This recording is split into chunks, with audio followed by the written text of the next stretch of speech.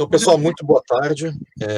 Para quem não me conhece, meu nome é Luiz, eu sou professor da componente curricular de Projeto 1, da FAMACKenzie, né, e a gente resolveu organizar essa conversa com o nosso convidado como uma atividade de boas-vindas aos calouros, aos meninos novos que estão entrando na faculdade, mas é uma conversa aberta para todos, para quem quiser assistir. Afinal de contas, estamos aqui no YouTube, né? O nosso convidado é um arquiteto muito importante, muito reconhecido, muito premiado, e, na minha modesta opinião, um arquiteto que representa muito bem a identidade do Mackenzie, a identidade do arquiteto mackenzista, alguém do métier, alguém do projeto, muito esmerado, com uma produção muito esmerada, de muita qualidade. Então, acho que ele representa muito bem a nossa identidade, por isso nós o convidamos para que viesse aqui falar com os nossos alunos. Vale lembrar que a gente está numa situação atípica, né? Pela primeira vez, a gente começa um semestre à distância. Semestre passado, a gente ainda começou em sala de aula, conhecemos nossos alunos, né? Depois fomos para ensinar para o ensino remoto. Nossa disciplina foi muito bem avaliada, que nos deixa muito felizes pelos alunos, né? Nosso ensino remoto foi muito bem avaliado pelos alunos. Esse semestre, como estamos começando à distância, a gente teve uma grande preocupação em como receber os novos alunos, que atividades poderíamos fazer para receber esses calouros, e mudamos bastante nossa organização da disciplina, né? Os exercícios, a maneira como nos aproximar dos alunos, e organizamos esse evento para que o nosso convidado apresentasse um pouco a experiência profissional dele para esses calouros e para quem mais quisesse assistir. Então, esse webinar se insere nessa série de atividades que organizamos para receber os calouros, tá? Eu não vou apresentar o nosso convidado, eu vou deixar esse mérito para o professor Alessandro Castroviejo, que é o coordenador da disciplina, que é o mentor da disciplina, e ele vai fazer o favor de apresentar o nosso convidado, tá bom? Então, boa tarde a todos, e eu passo a palavra para o professor Alessandro. Deixa eu pegar minha cola aqui.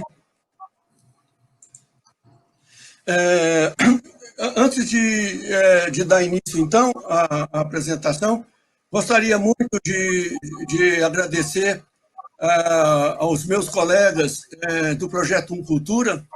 E a gente tem feito, a gente constitui um grupo muito organizado e muito colaborativo. Os colegas são extraordinários. De vez em quando tem uma ou outra divergência, mas na maior parte do tempo a gente trabalha bastante, sobretudo nessa crise que todos estamos passando. Então, eu gostaria de nomear e agradecer a Ana Maria Fazanella, o Charles Vincent, o Célio da Mata, o Guilherme Michelin, o Luiz Beckhäuser, Maria Isabel Ibronito, Miere Araújo, o Olavo Egídio de Souza Aranha, Paulo Emílio Buarque Ferreira, o Silvio Sguizard e a Vera Domski. Esses são os... agradeço particularmente ao Luiz e ao Charles por terem organizado esse evento. Então, enfim, boa tarde, pessoas, e particularmente boa tarde, Nelson. Nelson, muito obrigado por você estar aqui com a gente nesse momento. Eu queria ser muito rápido e direto, mas queria dizer o seguinte: a gente está inventando, talvez, uma nova tradição na escola. Nosso curso é um curso de projeto, e a nossa escola é conhecida como uma escola do projeto, em suas diversas escalas. Então, nada mais legal, nada mais pertinente, apropriado, de convidar um grande colega, um grande arquiteto, não só para a nossa escola, mas para a arquitetura brasileira hoje, iniciar esse presente para todos, iniciar um curso de projeto com uma figura como o Nelson Dupré. Então, é uma grande honra para mim apresentar um colega querido, meu vizinho de porta aí na universidade.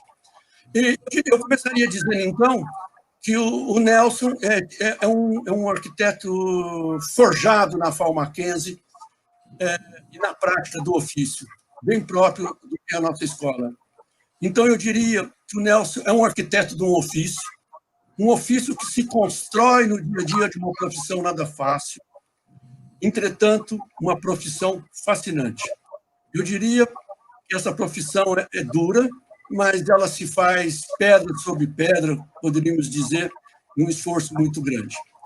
Também, quando as coisas funcionam e quando dão certo, é um grande fascínio, um grande prazer viver e conviver e gostar de arquitetura. Diria também que o Nelson, ao meu olhar, ao nosso olhar, tem uma trajetória exemplar. Ele tem um conjunto de obras da mais alta qualidade e rigor. Obras que abarcam inúmeras tipologias, escalas e programas. A obra do Nelson transita entre obras públicas e privadas, e, para citar dois polos opostos, poderíamos chamar a atenção para a Estação Júlio Prestes, hoje Sala São Paulo de espetáculo, vamos dizer, que é um projeto fascinante, uma das obras mais importantes da cidade hoje, e que, por uma condição do destino, uma conspiração do destino, Nelson fez essa obra com autoria remota do grande Cristiano Stocles das Neves, o autor primeiro da Estação Júlio Prestes, que também foi o diretor fundador da FAO Mackenzie. Olha que coisa extraordinária ter a gente, num momento, dois mackenzistas do peso do Cristiano Stocles das Neves e do Nelson Dupré. Uma coincidência, uma conspiração a favor do Mackenzie extraordinária. Então, o Nelson promoveu a reconversão de uso da Estação Júlio Prestes e o restauro do edifício, e nos dando para a cidade assim, uma obra fantástica, maravilhosa. Um monumento, uma obra pública, um monumento.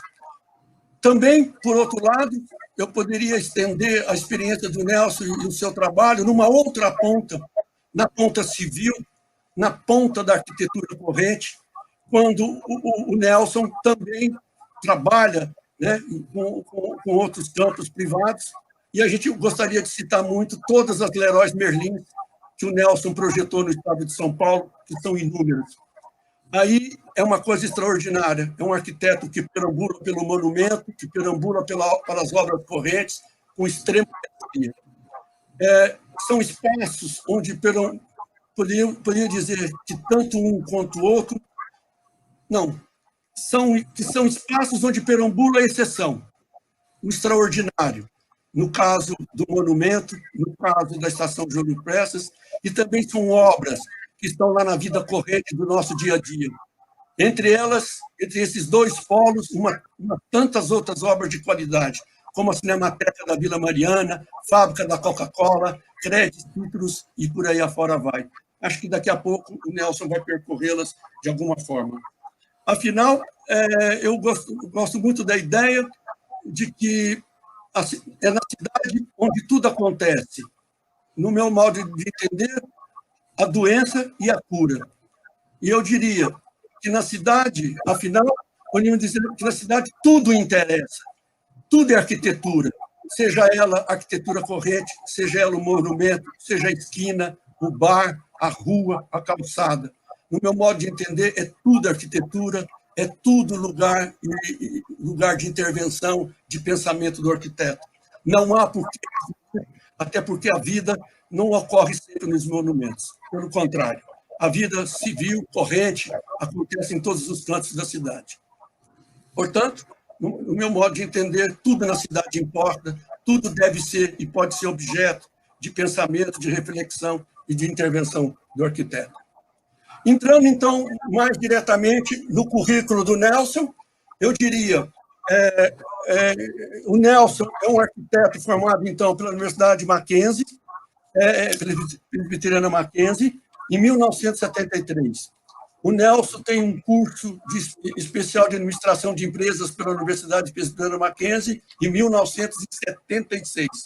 Nelson trabalhou por 15 anos no escritório Bote Ruban, um dos grandes escritórios da capital. Nelson hoje é diretor da Dupré Arquitetura e Coordenação, ele tem a empresa dele desde 1985. Nelson é professor da Faculdade de Arquitetura e Urbanismo da Universidade Presbiteriana Mackenzie, é consultor em arquitetura para projetos de grande porte. E, especialmente, Nelson obteve, em 2013, ele obteve pela Universidade Presbiteriana Mackenzie o título de Notório Saber. Notório Saber, que é isso que a gente está tentando chamar a atenção hoje, presenteando todos com a exposição do Nelson. Além dessa síntese do currículo, Nelson recebeu inúmeros prêmios em sua carreira. Cito alguns.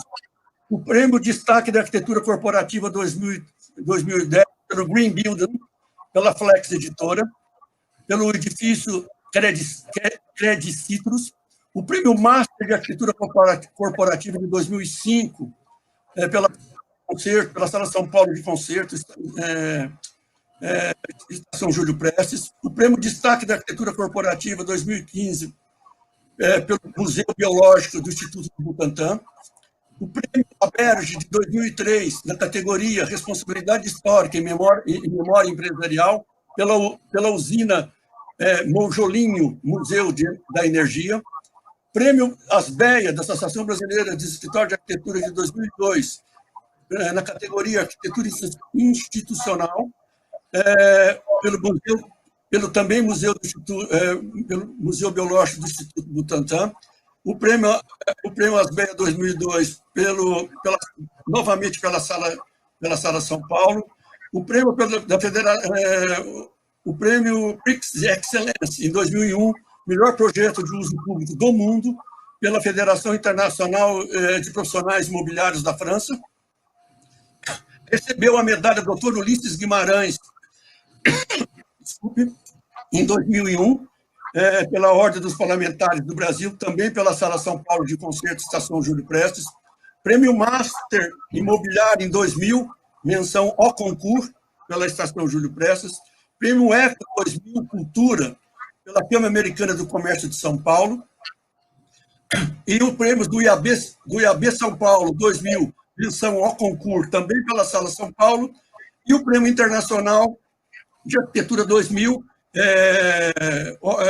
um prêmio de honraria do Instituto do United States Institute of Defense Technology, pela Sala São Paulo.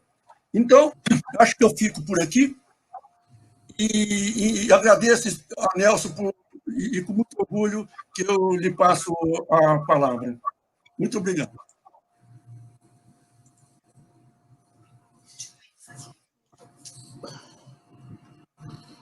Bom, eu não sei nem por onde começar. Eu agradeço as suas palavras generosas e gostaria de dizer algumas palavras a respeito de como a gente começa, né? Muitos de vocês, até esse momento, e até provavelmente um pouco depois dessa entrada na faculdade, estão se perguntando se vocês vão fazer a faculdade certa, se vocês escolheram a atividade correta, se vocês entraram em alguma coisa que vocês vão gostar de fazer a vida inteira. E é sempre muito difícil, principalmente na idade de vocês e no nível de maturidade que a gente tem nessa idade, a gente tomar uma decisão que vai refletir na vida inteira da gente, em toda a nossa vida.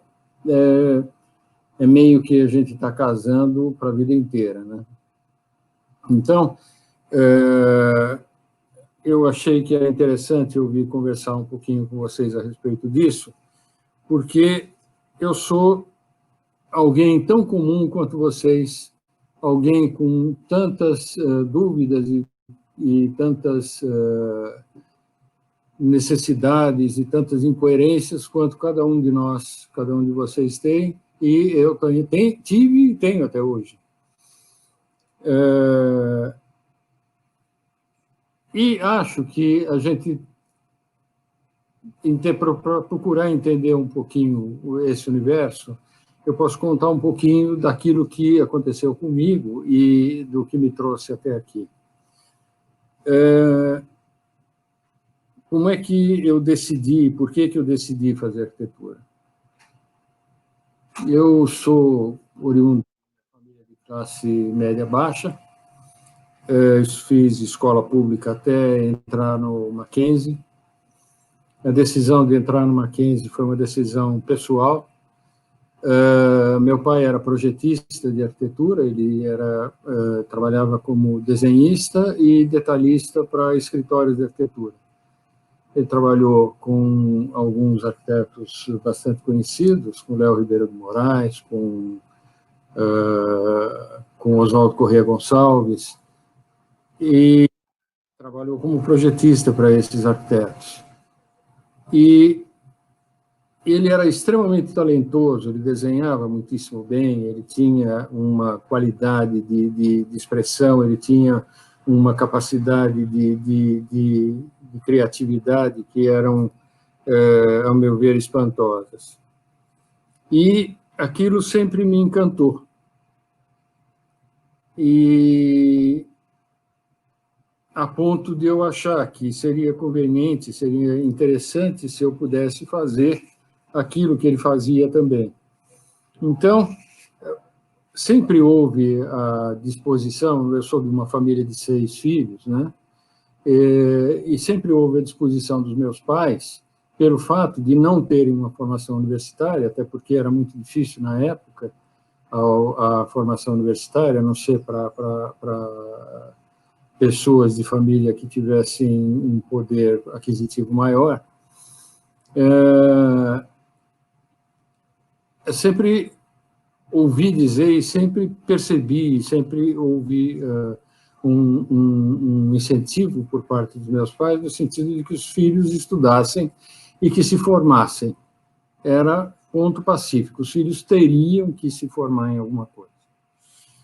E eu tenho um irmão mais velho, e depois eu e mais 4. E aí cada um de nós foi fazer alguma coisa e coube a mim, de alguma forma, seguir aquilo que seriam os passos do meu pai. Quando eu manifestei essa intenção para o meu pai, ele, que era, como eu disse, bastante talentoso, ele percebia que eu não chegava nem perto, mas nem longe chegava do talento que ele tinha e das qualidades que ele tinha como alguém criativo e como alguém que soubesse desenhar. E aí eu disse para ele que eu queria fazer a faculdade de arquitetura. E ele, preocupado, disse, olha, eu acho que não é bem uma carreira para você, pode ser que você não consiga se dar certo, enfim, talvez fosse melhor você buscar uma carreira um pouco mais objetiva, que talvez oferecesse para você uma oportunidade melhor de conseguir uma realização mais fácil e tal.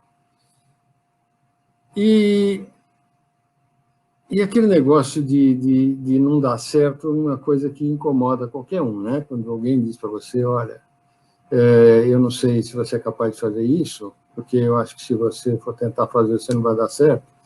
É uma coisa que, principalmente para um jovem rebelde, segundo filho, existe até uma teoria de psicologia sobre os segundos filhos, e eu era um segundo filho exemplar, do ponto de vista psicológico. Aparecia de tudo quanto era jeito errado, mas sempre protagonizando de alguma maneira.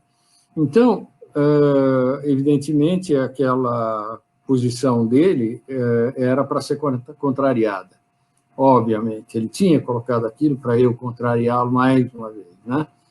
Então, eu decidi que aí sim eu estava mais do que certo, mais do que decidido que eu faria arquitetura. Mas fazer arquitetura onde? Esse era um outro problema. A gente, como eu disse, era uma família de classe média baixa e tinha recursos, a família tinha recursos muito limitados, principalmente porque a família era grande e tinha que atender todo mundo. E eu tive uma formação em escola pública que era muito boa. Na época em que eu fiz a escola, ela era realmente uma formação exemplar, uma formação excepcional. E eu me dei conta muito cedo de que eu tinha, para falar a verdade, não é que eu tinha, eu tenho até hoje, uma característica de personalidade extremamente dispersiva. Então, se eu fosse fazer a FAO, eu não seria nada. Aí estaria concretizada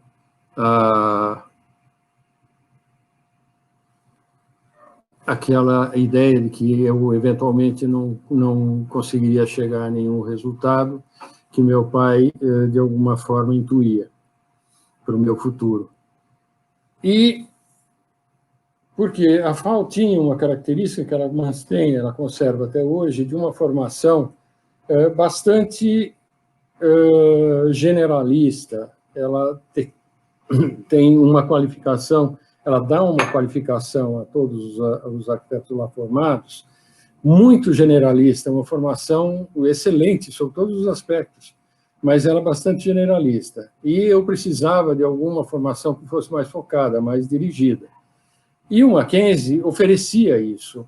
O Mackenzie sempre foi uma escola que formou arquitetos para edificação. Então, e que era exatamente a área que me interessava, a área que eu gostaria de seguir, e que, no fundo, era aquilo que meu pai fazia. De alguma forma, era aquilo que eu gostaria de ter como objeto de fazer também, que era o que ele fazia.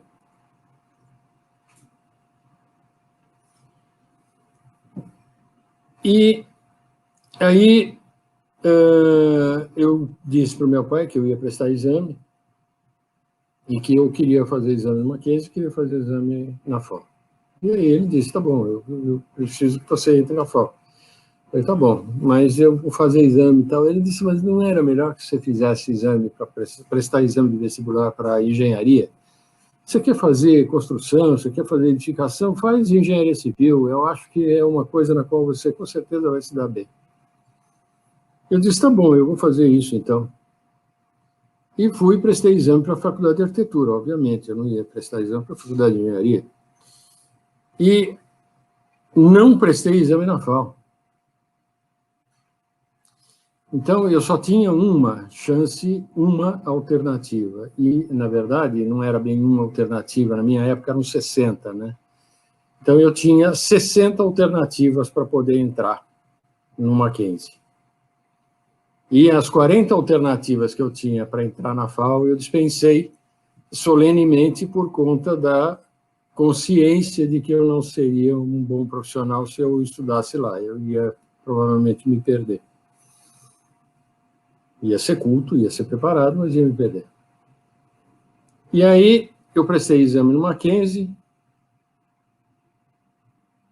e não passei. Então, isso passou a ser um problema meio sério, porque eu tinha que dizer, olha, eu não passei, eu vou ter que prestar exame de vestibular de novo. E aí, na hora que eu disse eu vou ter que prestar exame de vestibular de novo, me bateu a dúvida e eu disse, bom, se eu tiver que fazer cursinho de novo, se eu tiver que fazer tudo de novo e tiver que prestar exame de vestibular de novo, eu acho que eu vou prestar exame para engenharia. Aí, eu já convencido disso, na verdade, eu entrei no Mackenzie depois de terminado o terceiro colegial, que era o científico na época. E fiz um cursinho juntamente com o terceiro colegial. E eu entrei na faculdade, acabando com suspense, eu entrei na Faculdade de Arquitetura do Mackenzie em terceira lista. Ou seja, depois que aqueles alunos que faziam a concorrência comigo prestaram os exames na FAO e entraram na FAO, abriram uma brechazinha lá de 15 alunos, sei lá, que tinham 10, 15 alunos, nem sei exatamente quantos foram, abriram uma brechazinha que me permitiu entrar no Mackenzie naquele mesmo ano, e aí eu deixar de sonhar com engenharia civil definitivamente e cuidar da minha vida na Faculdade de Arquitetura. Bom, como eu disse para vocês, eu estudei em escola pública, e escola pública da melhor qualidade. A gente fazia parte do movimento estudantil, a gente participava de resenhas políticas, participava de resenhas psicológicas, de resenhas de discussão de literatura. Enfim, a gente tinha um universo de atividades que eram muito diferentes daquilo que a gente vê hoje, mas que estavam sempre voltados para a cultura, estavam voltados para a arte de alguma maneira. E, evidentemente, quando eu entrei na Faculdade de Arquitetura, eu entrei na efervescência de 1967, eu entrei em 1967 na Faculdade de Arquitetura para fazê-lo em 1968. Não deu outra. Entrei na Faculdade de Arquitetura e vou fazer movimento estudantil, claro, vou participar. Então, eu participei do movimento no Mackenzie, do movimento de 68.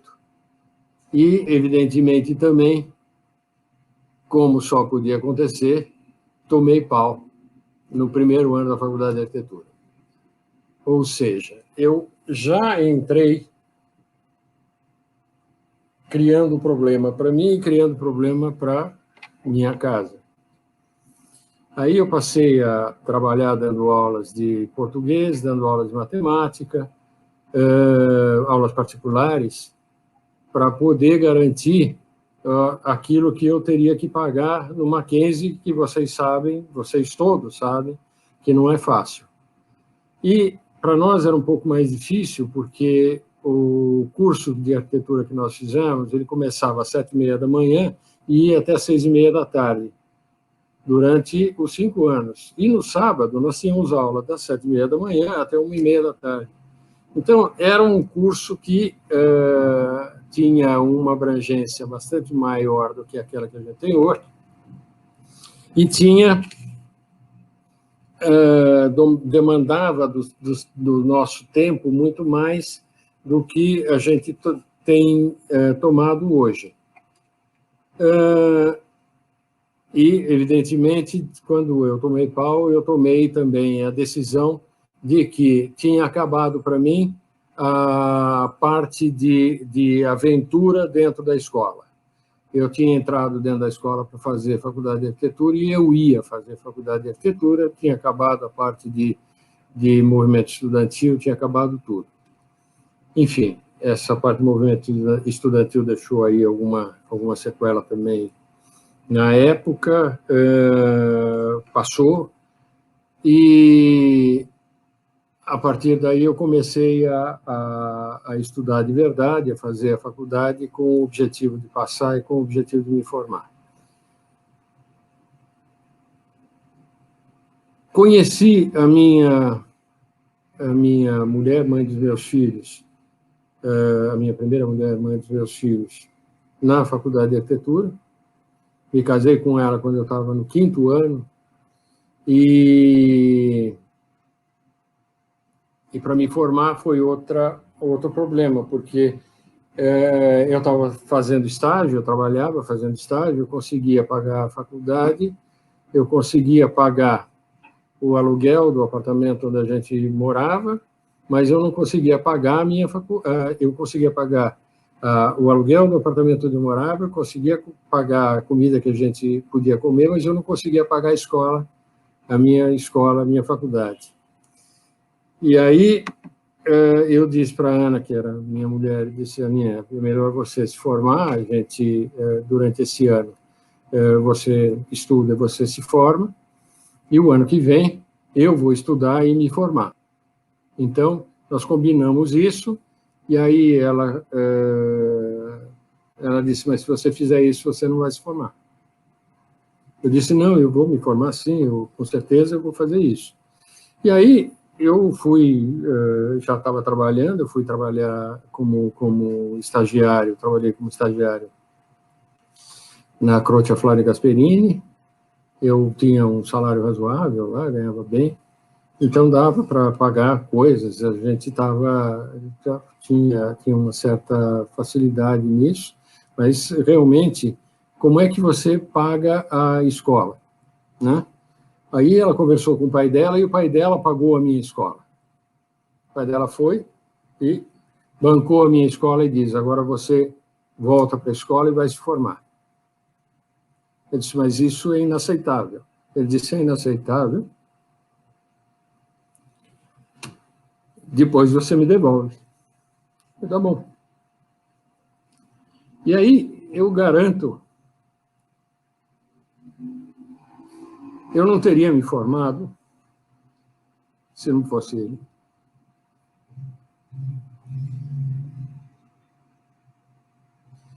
E me formei. No ano seguinte, eu fui trabalhar e aí eu consegui, no ano seguinte, durante o ano seguinte, eu consegui, com o meu trabalho, consegui pagar a escola, devolver o dinheiro da escola para ele, que ele deu de presente para a Ana, para comprar as cortinas da nossa casa, comprar uma parte de mobiliário, enfim. Bom, isso para contar um pedaço desse período de faculdade, que não foi fácil, mas quando eu estava fazendo a faculdade, eu decidi que, para que eu pudesse me formar, que eu pudesse ter uma formação adequada, era necessário que eu também tivesse, além da formação que a universidade estava me dando, eu precisaria ter uma formação prática. E essa formação prática me fazia passar pelos 3 melhores escritórios de arquitetura da época. Então, eu estava me formando no começo da década de 70, então era importante para mim trabalhar no Rino Leve, Arquitetos Associados, eu tinha que trabalhar na Croce Flávia Gasperini e na Botti Rubin Arquitetos, que eram os 3 escritórios de arquitetura que tinham a melhor qualificação, a melhor reputação e os melhores, evidentemente, trabalhos da época.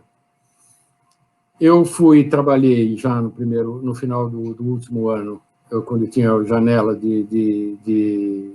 dentro da escola, já não tinha mais aula no período integral, eu trabalhava meio período, no período da tarde, e avançava de noite.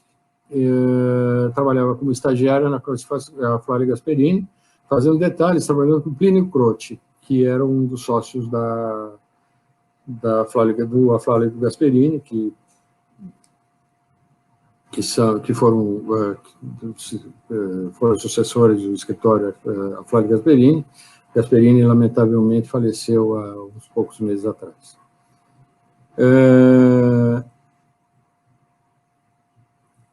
Trabalhei 8 meses nesse escritório, depois saí, trabalhei 2 meses na Botti Rubin Arquitetos, ainda no final do ano de 73, e saí do escritório da Botti Rubin, porque tinha que acabar de fazer exames, tinha uma série de coisas, e aí era complicado continuar, e o Mark Rubin, ele não queria trabalhar com um arquiteto com um estudante que trabalhasse meio período, ele estava meio invocado com aquela história e tal, e acabou passando, e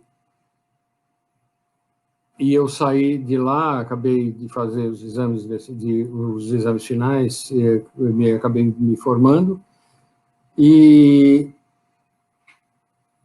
trabalhando para outros arquitetos, fazendo detalhamento, enfim, trabalhando principalmente com detalhes de arquitetura. E no começo do ano, foi em março, abril do ano de 74, a Botti Rubin me chamou de volta. Olha, vem trabalhar conosco agora como arquiteto. Agora nós queremos você. Eu pensei um pouco, disse, não sei se vou, se vocês já me mandaram embora uma vez. Mandar a segunda é fácil, né? E aí eu fui para Botucatu e comecei a trabalhar lá, mas ainda com o olho no Rino Leve, porque eu falei, bom, vou trabalhar um pouco na Botucatu, vou trabalhar um pouco no Rino Leve, depois vou cuidar da vida, vamos ver o que vou fazer. Quando eu comecei a trabalhar na Botucatu, eu me dei conta de que aquilo que eu sabia de arquitetura, o quanto eu estava preparado pela faculdade, não era suficiente para poder tocar o barco e fazer e ser um bom arquiteto de verdade. Então, eu fui ficando e acabei trabalhando com eles até 1985. Ou seja, eu trabalhei quase 15 anos com eles, desde o primeiro momento até a saída definitiva em 85. Então, eu saí em 85, mas eu saí em 85, depois desses anos todos, absolutamente formado.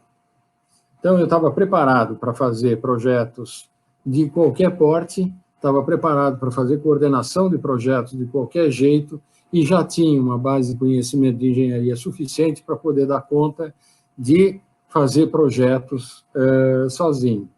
E aí, eu resolvi, juntamente com a Ana, montar o primeiro escritório de arquitetura que a gente teve, que era a Semeghini Dupré, sobrenome dela e o meu, que sobreviveu, na verdade, por um ano e pouco. E eu vinha com uma base de formação bastante pesada, com uma certa carga de arrogância também. E, evidentemente, isso acabou por dar conta do escritório e dar conta do meu casamento. Então, minha mulher, que não aguentou o tranco de ficar com o cara mandando em casa, mandando no escritório de arquitetura, dando ordem para ela, que não tinha o menor sentido, ela era uma mulher bastante talentosa e uma arquiteta de boa qualificação, não tinha que ficar recebendo ordem de ninguém, principalmente do marido. E aí, aquilo estremeceu o casamento, estremeceu o escritório, evidentemente que não dava para a gente trabalhar juntos, e estremeceu, obviamente, o casamento, que acabou. E, bom, deixou de herança 2 filhos, que naquela época, depois a gente teve o primeiro filho com 5 anos de casado, eu acho que foi, meu filho devia estar com 10 anos, meu filho devia estar com 10 anos, minha filha devia estar com 8 anos, uma coisa assim.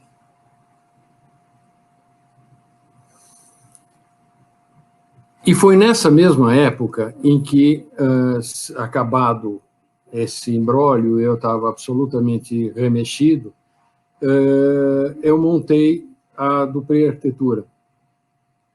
E aí, a Dupré Arquitetura, ela não tinha sócio. Não tinha sócio atuante. Ela tinha que ter um sócio para ela poder ser constituída como pessoa jurídica, mas não era uma pessoa atuante. Era uma pessoa que fazia parte do contexto, ou seja, era um irmão meu que formado em administração pela Getúlio Vargas, que na época podia ser sócio, hoje não seria mais possível. Hoje as sociedades elas teriam que ser uniprofissionais, ou seja, os dois sócios teriam que ter a mesma profissão. E ele tinha 2% de participação no escritório e eu era dono efetivo, né? Ele só emprestava o nome para que a gente pudesse ter a pessoa jurídica. Bom, isso só para colocar um pouco para vocês desse plano de onde eu cheguei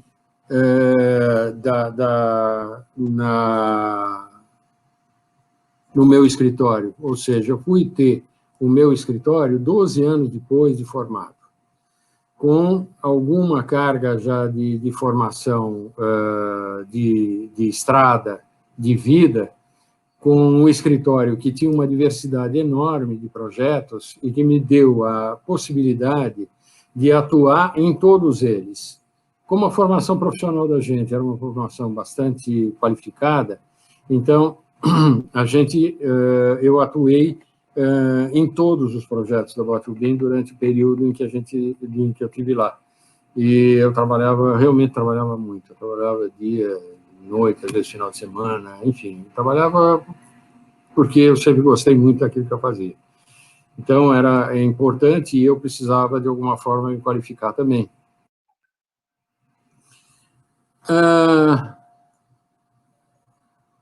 Quando eu saí da Boatubim, eu montei meu escritório sozinho, né? Então, qualificado para atuar em área de arquitetura, fazendo projetos de pequeno, médio e grande porte. E eu peguei, de cara, um projeto do Hospital de Sapopemba, peguei um projeto de um edifício de apartamentos em São Bernardo do Campo, de um grupo de amigos meus, que me deram uma força nesse início de formação do escritório de arquitetura. E, enfim, comecei com isso a trabalhar e tive uma ajuda também do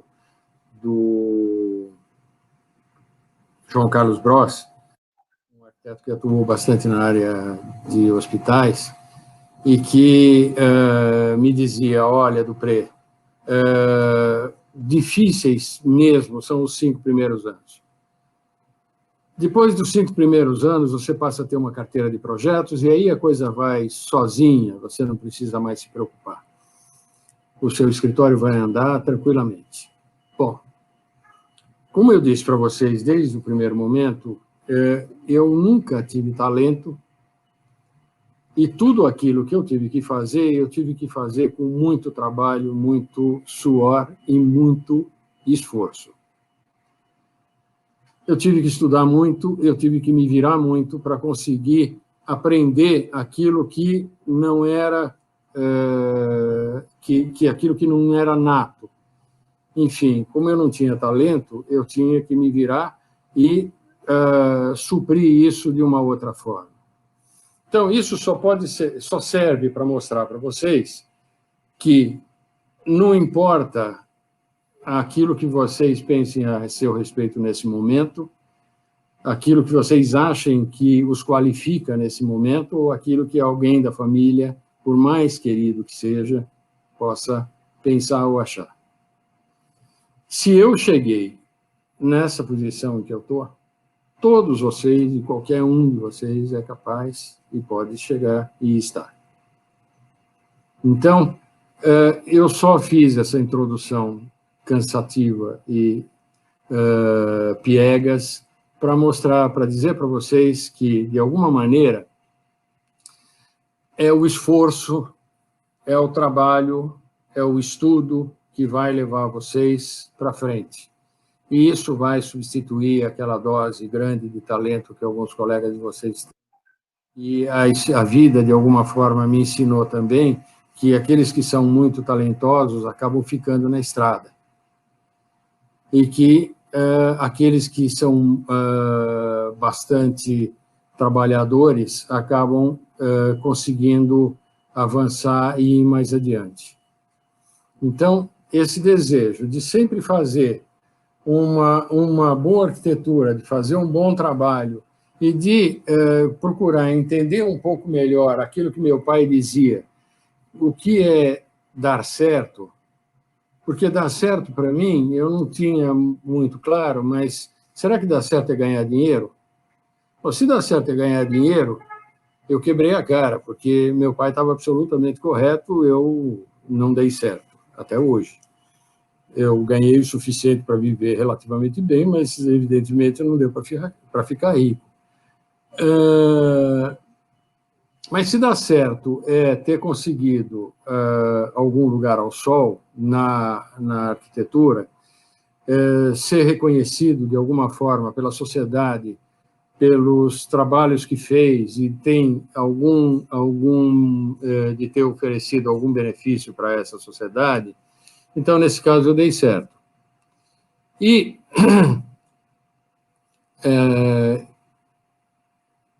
o meu pai, infelizmente, ele não viveu para ver esse resultado.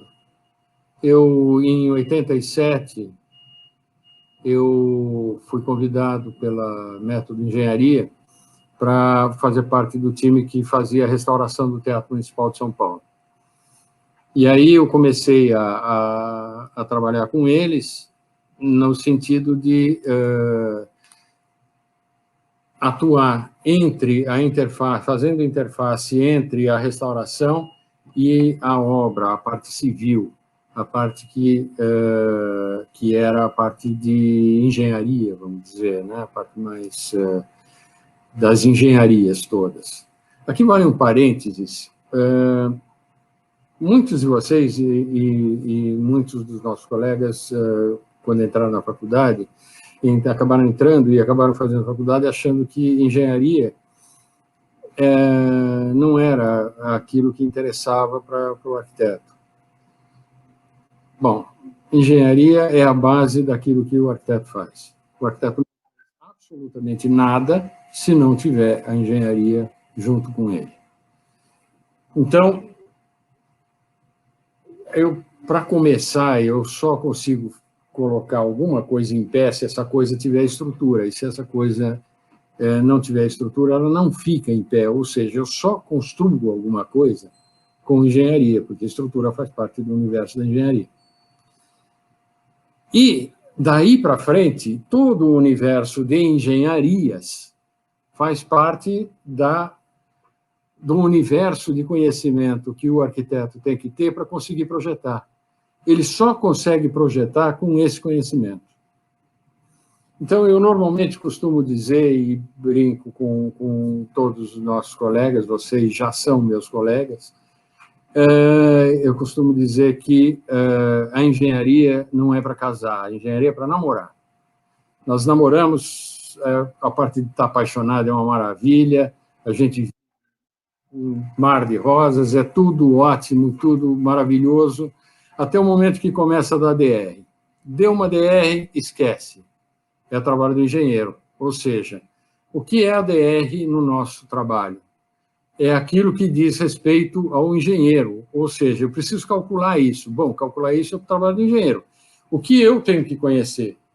Eu tenho que conhecer conceitualmente o que é que cada tipo de engenharia pode oferecer, como é que ela funciona, porque eu tenho que aplicar esse tipo de engenharia, qualquer que seja, nas minhas obras. E eu tenho que conhecer todas as engenharias. Eu tenho que conhecer conceitualmente como as engenharias funcionam. Eu não tenho que saber calcular nenhuma dessas engenharias. Então, eu namoro com as engenharias, eu fico com a parte boa, que é esse conhecimento conceitual. Essa coisa do conhecimento conceitual é bárbara. Ela faz parte do universo da gente. Você conhece aquilo, você bebe aquilo, você sabe expressar aquilo, e na hora que alguém tem que fazer a conta para isso, não é você que faz. Melhor ainda, você passa isso para o engenheiro, é ele que vai fazer. Então, a engenharia ela está à nossa disposição. Nós temos que trabalhar com ela, e ela vai nos atender, e ela vai nos servir a maneira de que eu possa produzir tudo aquilo que eu quiser produzir, que seja da melhor qualidade. E, para isso, eu tenho que conhecê-la o mais e o melhor possível. Então, feito esse parênteses, eu volto para a nossa conversa, dizendo da importância daquilo que a gente estava colocando da nossa participação no universo da construção. E do quanto que era importante a gente conhecer isso para atender às necessidades daquilo que era e fazia parte dos projetos nos quais a gente trabalhava e para aquilo que eu fui chamado para fazer teatro municipal. Eu não fui chamado para fazer o projeto de arquitetura, eu fui chamado para resolver que a arquitetura não fosse objeto da intervenção inadequada de um universo de gentes que trabalhavam para oferecer uma solução para resolver a questão do Teatro Municipal de São Paulo, que não era uma questão de restauro só, era uma questão do restauro, mas que envolvia toda a questão do ar-condicionado que está inserido dentro desse restauro e que interferia brutalmente com isso, a colocação de elevadores dentro desse sistema, enfim, todo um conjunto de engenharias que fazia parte desse pacote e que, de alguma forma, teria que ser coordenado de forma a garantir que o resultado fosse o melhor possível, que fosse arquitetônico. E foi exatamente isso que eu fiz. Enfim, cada obra é uma história e a gente pode falar sobre isso depois, cada uma delas no seu devido momento. E esta obra, que fez parte do universo da Dupré-Arquitetura, das primeiras obras do universo da Dupré-Arquitetura, foi uma obra que, de alguma forma, acabou marcando o meu caminho dentro das obras de restauro. Então, você não segue o caminho que você quer, você segue o caminho que, de alguma forma, você é conduzido a seguir por alguma razão do destino. Então, essa obra de restauração acabou me levando a outras. Mas eu trouxe essa obra muito mais para dizer para vocês que em 1987 eu comecei essa obra, e em 89 ela foi inaugurada e, em julho de 89, meu pai morreu também. E ele viu essa obra inaugurada, mas ele já não estava mais tão próximo de nós. E um momento em que ele estava à volta da sua passagem. 10 anos depois, eu fiz a Sala São Paulo e comecei a receber prêmios de arquitetura a partir da Sala São Paulo e comecei a ser observado, a partir, então, pelo universo dos arquitetos e pelo universo das atividades que envolvem a arquitetura e as construções aqui em São Paulo e no Brasil. E aí eu comecei a entender que, lamentavelmente, ele não tinha vivido o suficiente para ver que eu tinha dado certo.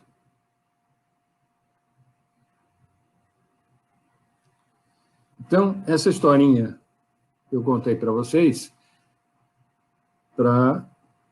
verem que esse universo permite que vocês transitem dentro dele, esse universo é aberto para cada um de vocês, assim como teve aberto para mim, e é um universo de oportunidades. E que, se vocês perceberem a oportunidade e souberem lidar com ela, se vocês tiverem o preparo suficiente, o preparo necessário para poder lidar com essa oportunidade, vocês poderão fazer dessa oportunidade, sem querer, sem saber, sem nada, vocês poderão chegar a um nível, a um patamar que vocês provavelmente ansiaram e provavelmente tiveram desenhado desde sempre para vocês. Então, eu nunca trabalhei de forma diferente antes, nem trabalho de forma diferente depois desse evento de separação, que de alguma forma me colocou dentro desse universo da arquitetura, ok? Eu vou mostrar um pouquinho para vocês dessa minha passagem dentro do trânsito dentro da arquitetura, do meu escritório fez ao longo desse tempo. É uma passagem muito rápida, eu não vou me deter em nenhum desses trabalhos em particular, eu vou fazer algumas considerações apenas, só para mostrar a diversidade de coisas que a gente pode fazer e que algumas coisas que são olhadas com uma certa reserva pelos arquitetos, porque obedecem a uma determinada padronização necessária à identidade do cliente, nem sempre são tão ruins de serem feitas. Então, eu gostaria de mostrar para vocês um pouco desse trabalho. Eu vou colocar aqui um PowerPoint.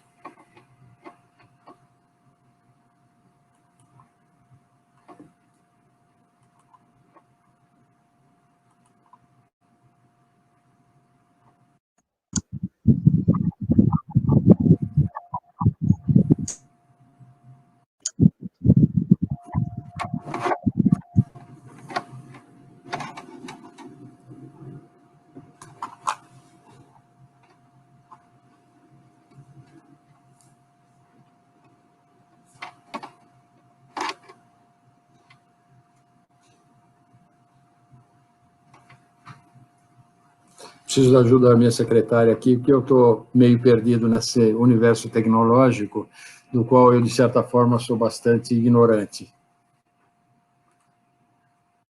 Eu até o começo da pandemia, eu achei que ser arquiteto era trabalhar com a lapiseira, lápis de cor em cima da minha prancheta, e eu não precisava ter acesso a esse universo tecnológico, porque eu conseguia me dar bem, porque o trabalho do arquiteto era fazer projeto, e não fazer desenho no computador.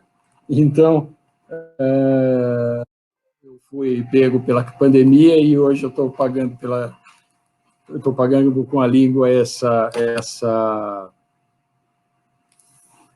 minha disposição inicial com relação a isso. Então, eu tenho que pedir socorro para as minhas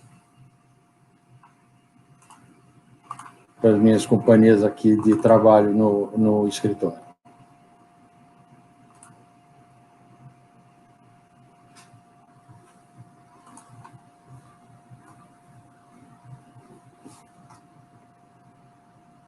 Aqui entra, pessoal.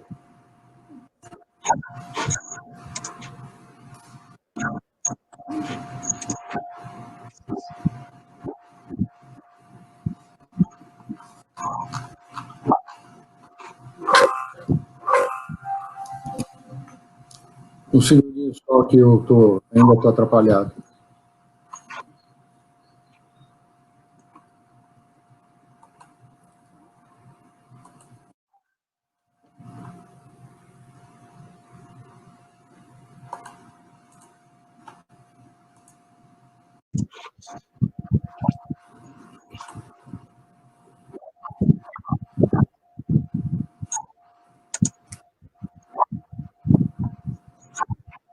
Foi.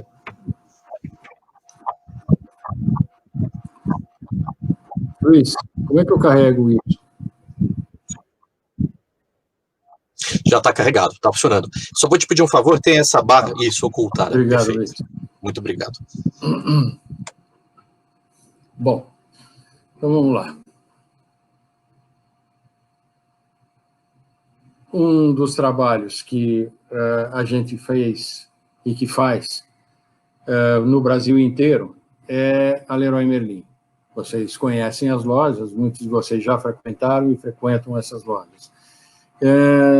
Eu já fiz 39 delas. Elas são lojas padrão e eu garanto para vocês que eu não fiz nenhuma delas uma igual à outra.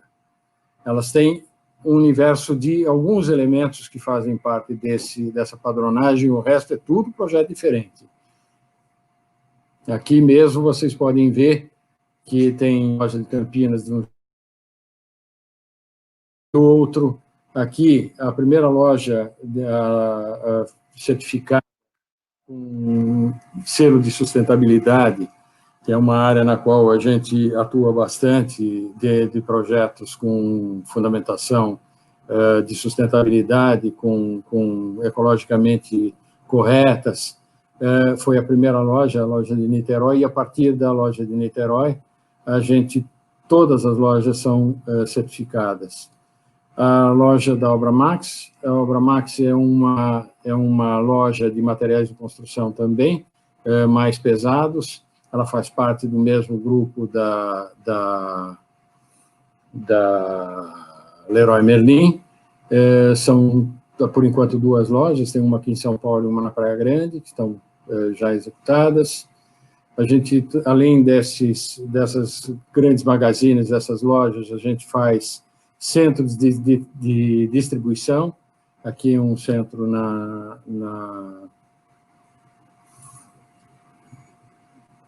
na região da Marginal do Tietê, centro de distribuição da Volkswagen, no Rodoanel da Racinvest, indústrias, os edifícios industriais, a gente trabalha muito indústrias pequenas e indústrias grandes, indústrias farmacêuticas, algumas indústrias com qualificações bastante difíceis, como essa, por exemplo, é uma indústria de soros fisiológicos, e ela requer um conjunto de atividades de salas limpas extremamente grande.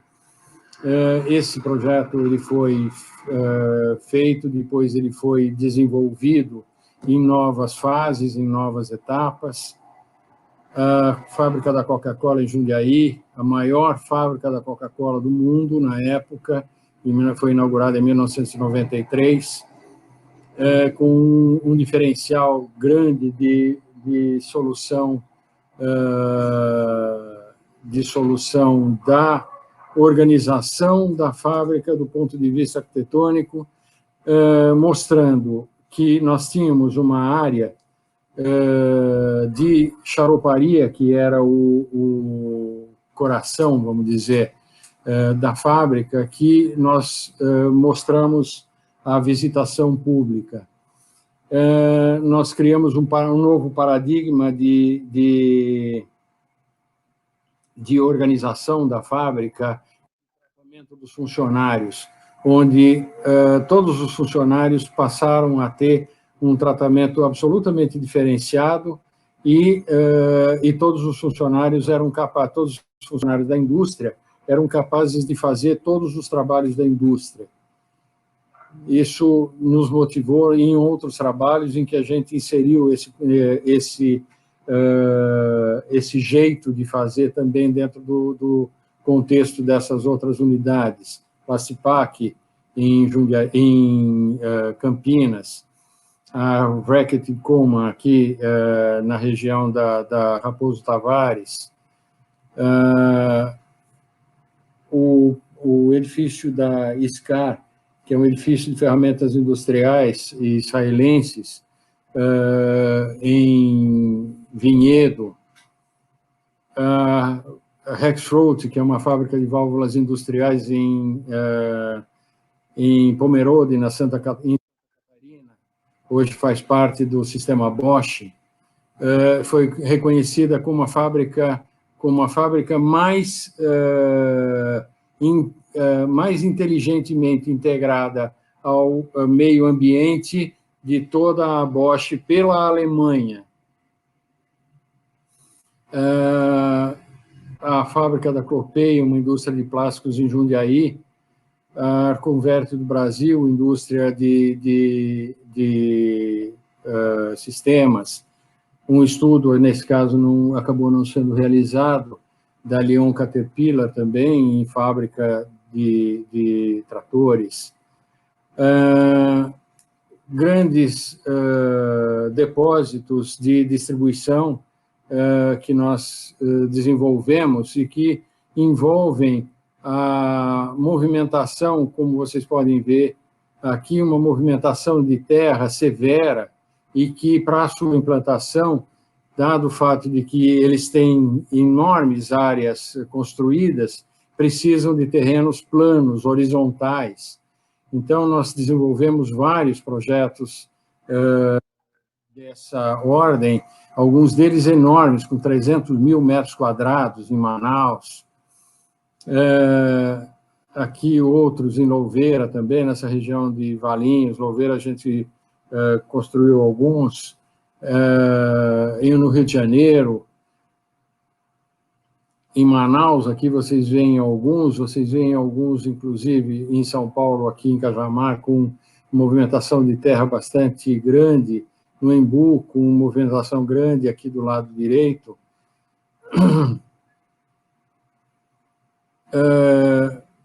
Complexo industrial da Tegutec, que faz ferramentas industriais para um outro grupo israelense. São ferramentas muito pequenas, mas de altíssimo valor de venda. Um centro de convenções que a gente projetou e ainda não foi construído para Credit Citrus, que é uma cooperativa de crédito do interior de São Paulo, e para quem a gente faz uma quantidade enorme de projetos, de agências, fizemos a sede deles também, como a gente vai mostrar, residência em Ilhabela, residência em Iporanga. Como vocês veem, eu não desenhava, mas o exercício do desenho acabou me fazendo aprender alguma coisa, ou seja, se a gente se propõe, a gente acaba, de alguma forma, sendo capaz de fazer. Então, eu nunca desenhei bem, de fato, até hoje eu não consigo desenhar bem, mas algumas coisas eu consigo desenhar. Eu não sou capaz de desenhar um rosto, por exemplo, mas sou capaz de desenhar, fazer arquitetura com uma qualidade razoável do ponto de vista do desenho e da apresentação. Conjuntos residenciais, urbanização, enfim. Essa foi a minha fase de mercado, na qual eu trabalhei produzindo projetos de apartamentos também, mas confesso para vocês que foi uma fase que me incomodou bastante, porque o sistema de projetos de apartamentos, coisas desse tipo, é um sistema meio predatório, no qual a gente entra para fazer projeto, a gente faz os projetos, é meio que explorado no projeto, e o incorporador ele tem por objetivo realizar o lucro vendendo as unidades o mais rapidamente possível. Então, fazer projeto para indústria é muito mais interessante, porque você projeta para alguém que está projetando para os seus funcionários e está projetando para o futuro. Então, todo projeto ele tem um plano de expansão, ele pede que você tenha uma flexibilidade na organização e na utilização, enfim, ele demanda muito mais do arquiteto do que um projeto desse tipo. Aqui, algumas agências da Credit Citrus, que tinham um viés ecológico bastante forte. Nós criamos para o sistema Sicob, a Credit Citrus faz parte de um sistema de cooperativas, e ela tinha que ter uma identidade própria, porque o Sicob tem uma identidade, que é o sistema. Então, nós criamos uma identidade para a Credit Citrus. Então, todas as agências da Credit Citrus tinham um pórtico de entrada, inicialmente executados em aço cortem, com uma qualidade de reutilização, de qualidade de ser um material reciclável e reutilizável. E substituímos posteriormente num desenvolvimento por uma versão com os pórticos feitos em vidro, que também tem exatamente as mesmas qualificações. Algumas das organizações internas desses postos de atendimento, com projetos que a gente faz de desenvolvimento de arquitetura de interiores. ao Credicitos, a versão do posto de atendimento da Credicitos aqui em São Paulo, que fica aqui na Avenida Brasil, é um posto de atendimento recente. A sede da Credicitos em Bebedouro é um edifício com cerca de 10 mil metros quadrados, são 9.400 metros quadrados, que abriga a sede da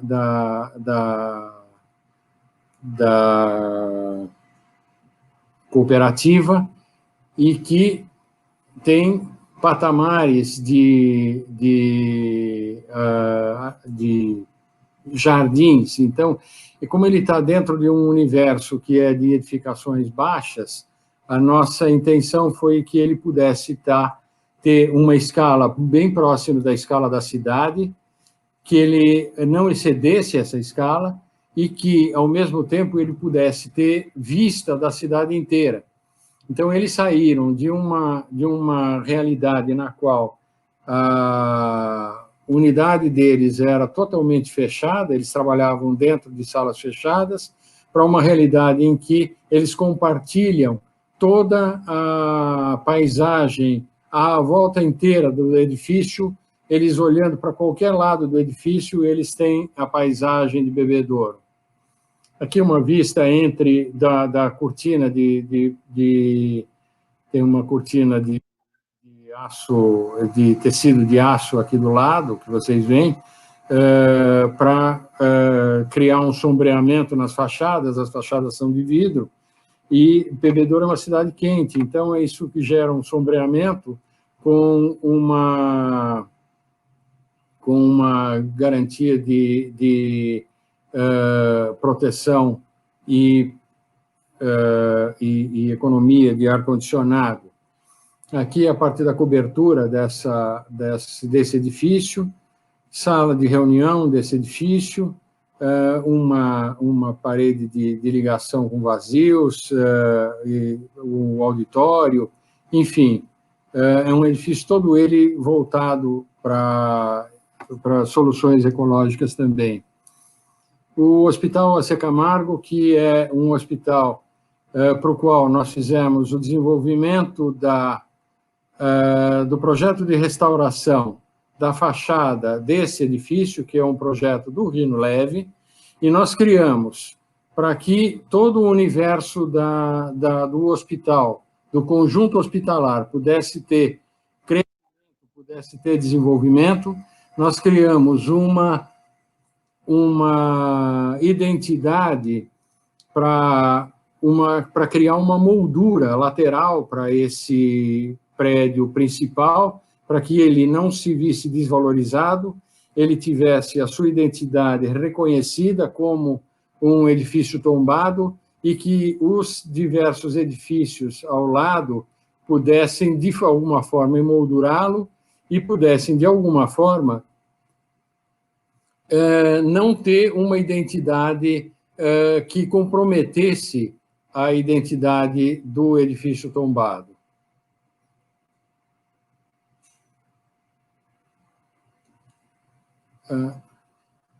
Bruna.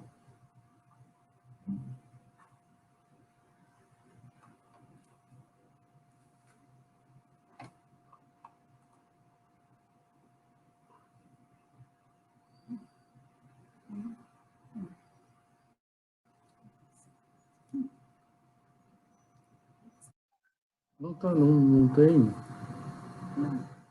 Cadê o vídeo?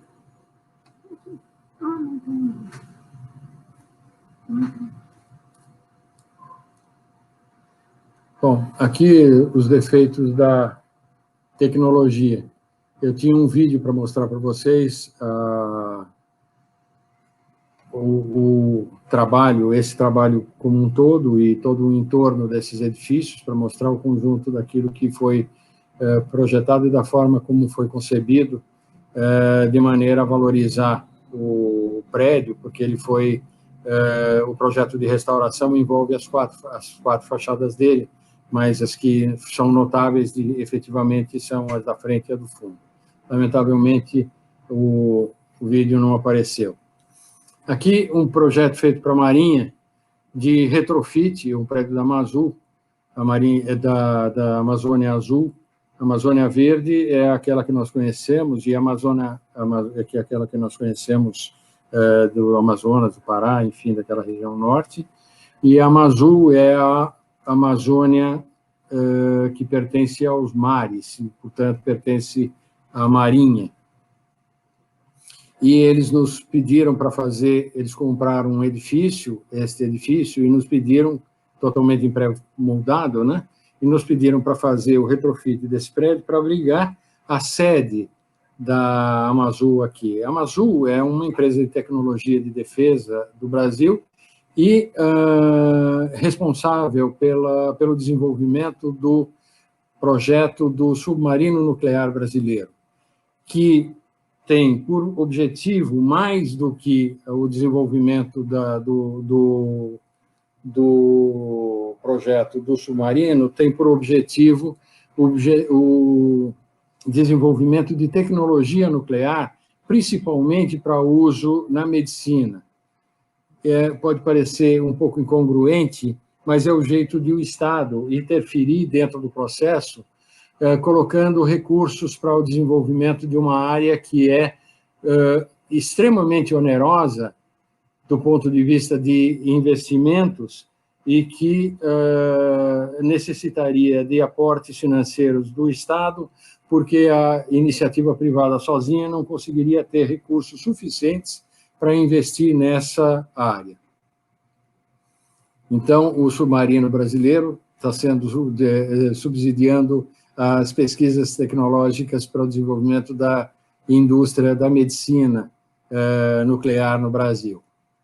Aqui, uma amostra do que nós tínhamos e que, para evitar que a gente pudesse ter essas demolições todas, dessas abas, dessas protuberâncias que saíam da fachada desse edifício pré-fabricado, que poderia ficar bastante danificado se a gente interferisse com eles, nós criamos um envelopamento que, além de permitir que a gente pudesse resolver essa questão da forma mais econômica possível, permitiram também que a gente pudesse ter instalações, não só de hoje, atuais, mas daqui para frente, pudesse ter alternativas de modificação e flexibilidade de utilização das instalações eventualmente necessárias, dando ao prédio a maior flexibilidade possível de uso. Então, é um prédio que tem um revestimento em aço cortem, um paradigma, ruptura de um paradigma para a Marinha do Brasil também, que vê na ferrugem um problema muito sério, e nós colocamos um edifício todo executado em aço cortem. Aqui vocês veem uma dobradura do projeto que a gente propôs das fachadas, é a posição em que esse prédio, nesse vértice do prédio em que ele se encontrava, e a posição que, por conta dessas abas e avanços que o prédio tinha de elementos pré-fabricados, a gente propôs o desenho dessa dobradura, que, de alguma forma, repõe a condição de utilização do prédio sem que a gente precisasse mexer nas fachadas originais. Aqui, uma parte que vocês veem aqui do lado direito, na sua conformação original, e a intervenção do revestimento do envelopamento que a gente propôs, e áreas em que tem uma iluminação com óculos, e outras áreas em que a iluminação e ventilação, inclusive, é feita através do revestimento do envelopamento, que é todo ele feito em chapas perfuradas, na sua grande parte, e em algumas poucas partes em chapa lisa, não perfurada. Então, essa fachada foi revestida desta forma, e aí a guarita que foi recriada, foi eliminada aquela guarita original e foi recriada aqui numa nova versão. Aqui algumas das formas, mostrando um pouco da intervenção, uma escada externa de evacuação de corpo de bombeiros, um pouco da visão que a gente consegue ter e da possibilidade de utilização desses vazios para uso como ar-condicionado, inclusive aqui na parte superior a gente já vê uma utilização nesse sentido.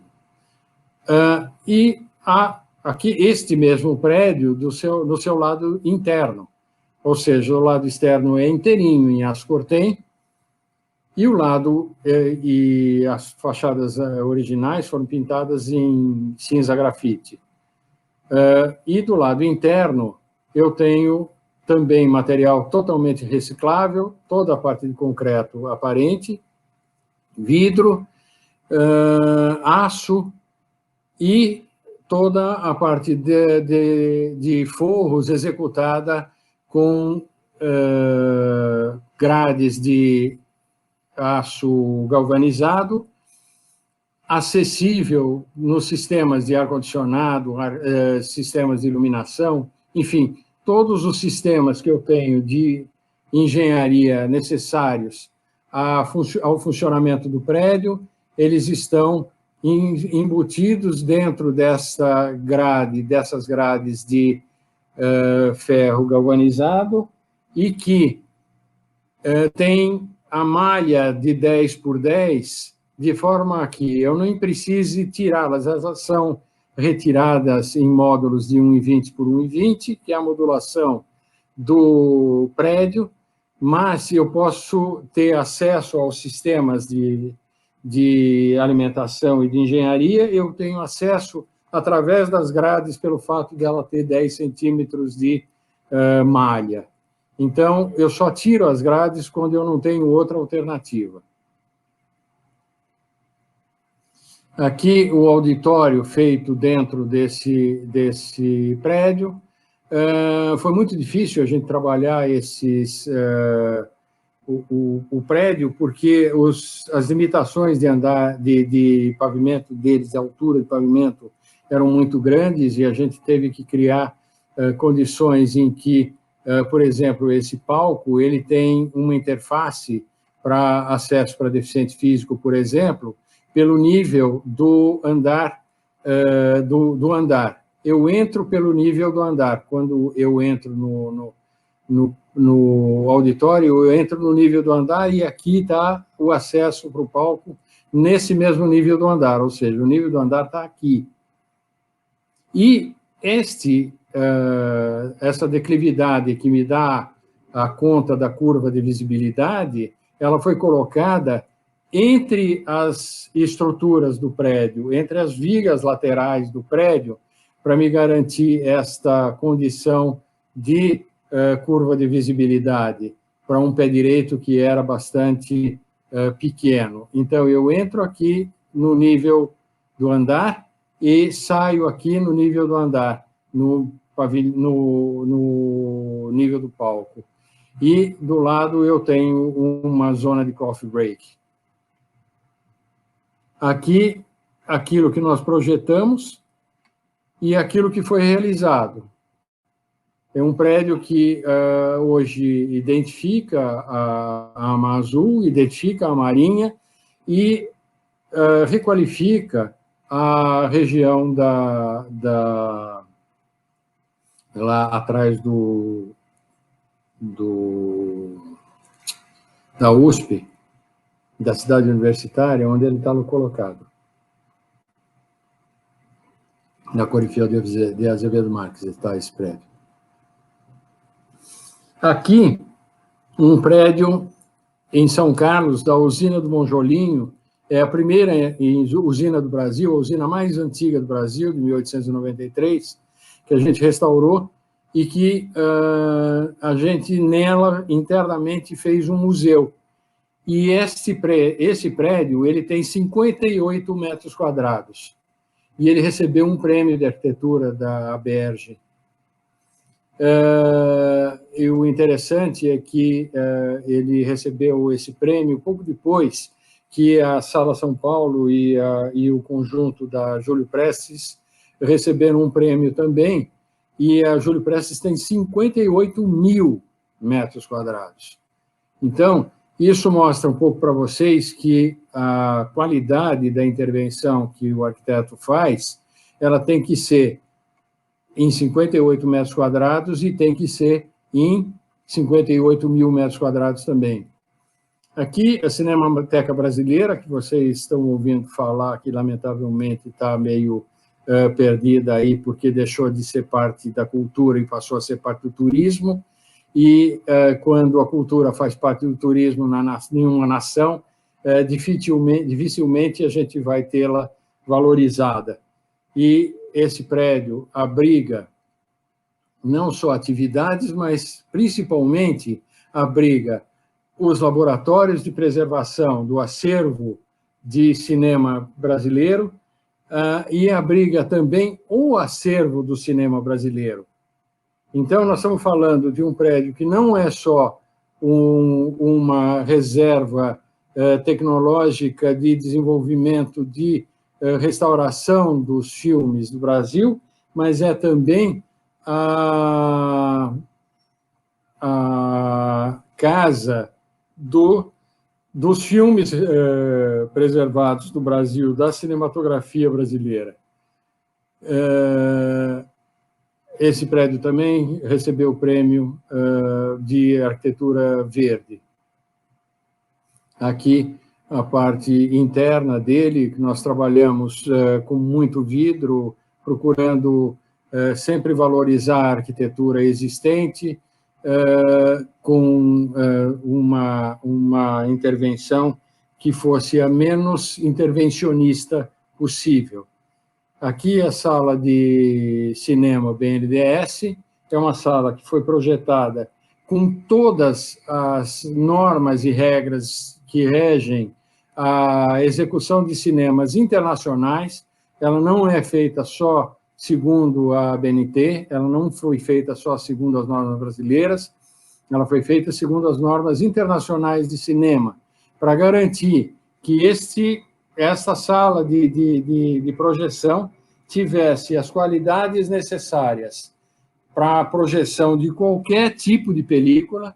Aqui em cima está a sala de projeção, que traz vários tipos de projetores diferentes para todo tipo de projeção que possa ser necessário à exibição de qualquer filme da Cinemateca Brasileira.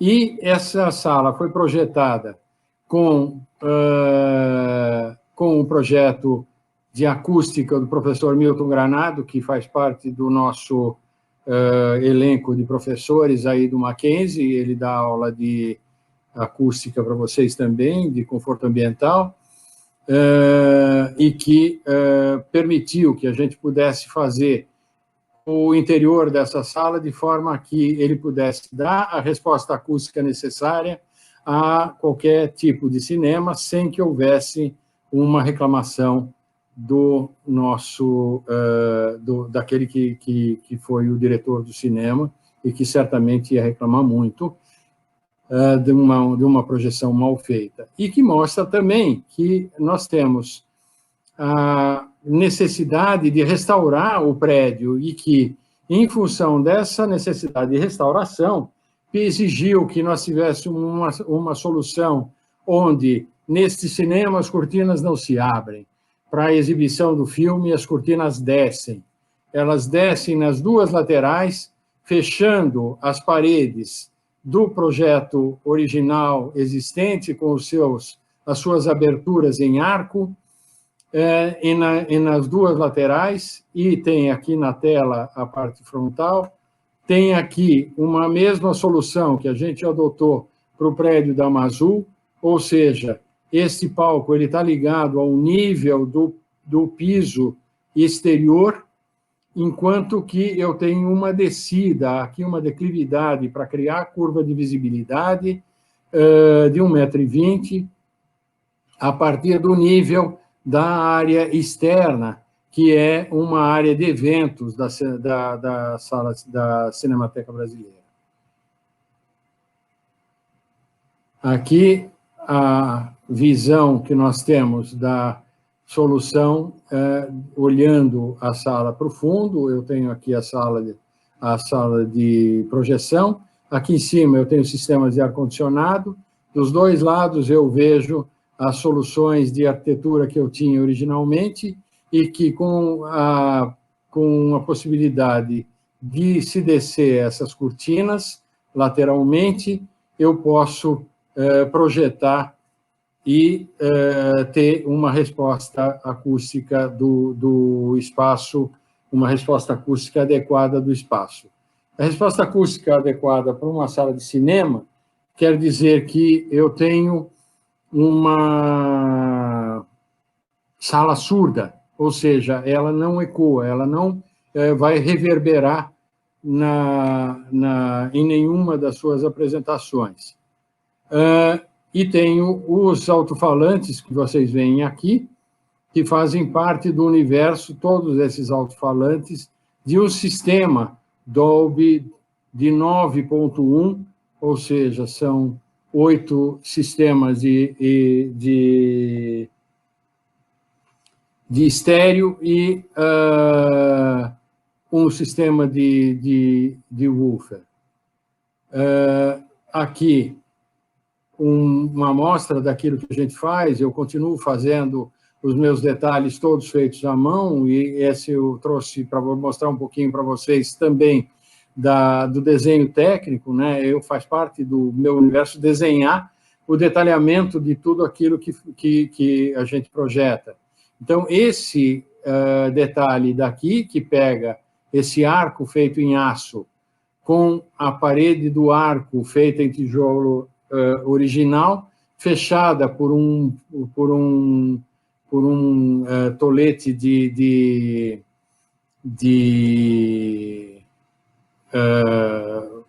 um material de neoprene, de forma a vedar e absorver as irregularidades da parede e, com isto, vedar tanto interna quanto externamente, como vocês podem ver aqui. Eu tenho essa colocação de neoprene aqui, tanto interna quanto externamente, para eu garantir uma perfeita estanqueidade entre o lado interno e o lado externo, e uma solução de vidro isolante acústico aqui.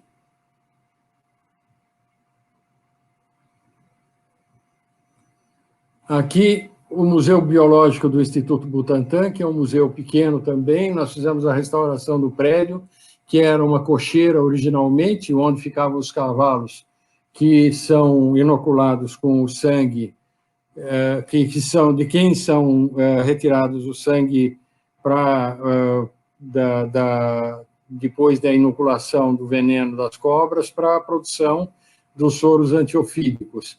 É um projeto raro, um projeto em que eu tenho uma distribuição interna de terrários, onde eu tenho espécimes vivos dentro do museu.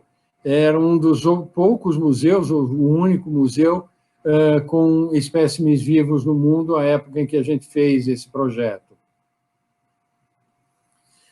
Teatros. Teatro Pedro II, de Ribeirão Preto. Nós fizemos a restauração desse projeto, desse teatro, em 1990, e terminou em 1997.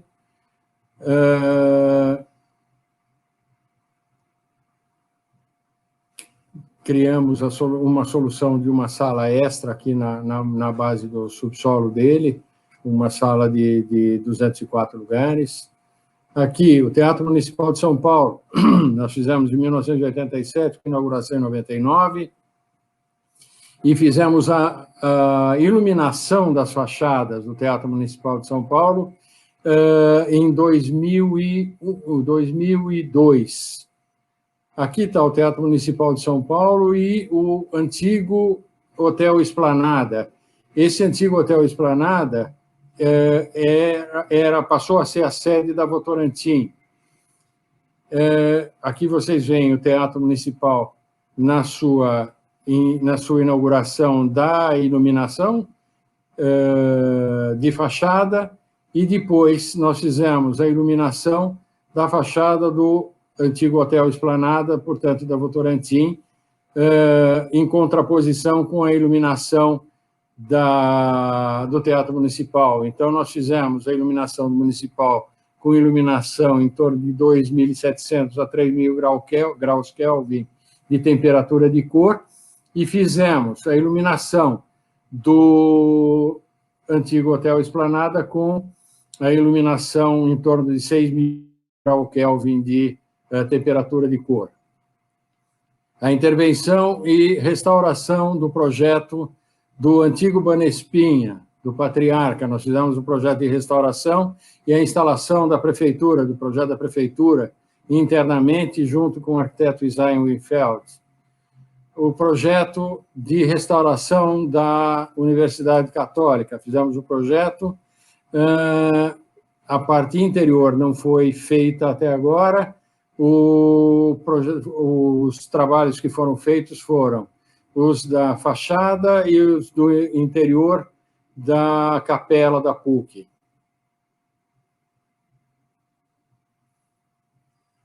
A Sala São Paulo, de uma antiga estação ferroviária, nós a transformamos em uma sala de concertos e sede da Orquestra Sinfônica do Estado de São Paulo.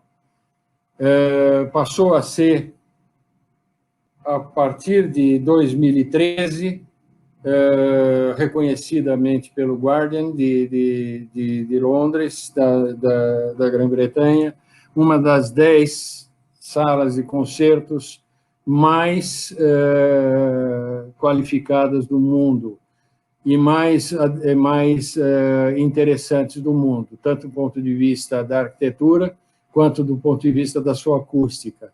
Ela tem uma estrutura de forro móvel, que permite a sua alteração geométrica, a sua alteração volumétrica, essa alteração das suas características volumétricas permite que o som seja alterado internamente.